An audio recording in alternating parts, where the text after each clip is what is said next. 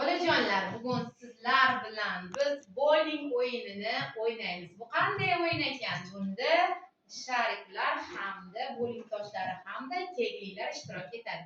Buni qanday qilamiz? Bo'g'inlarni bir-biriga birlashtiramiz. Ya'ni devor. Demak, bu bilan birlashdi va kegligimiz o'z-o'zidan nima qiladi?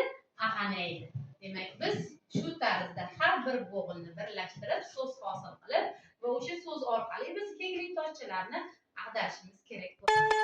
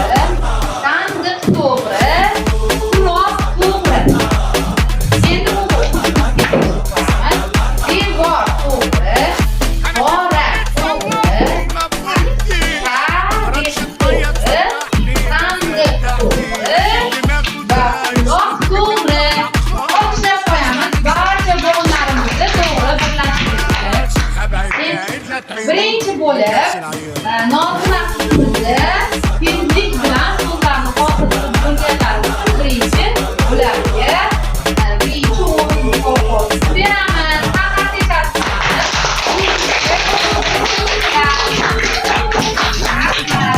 Kelasi safar omadlimiz bilan birlashib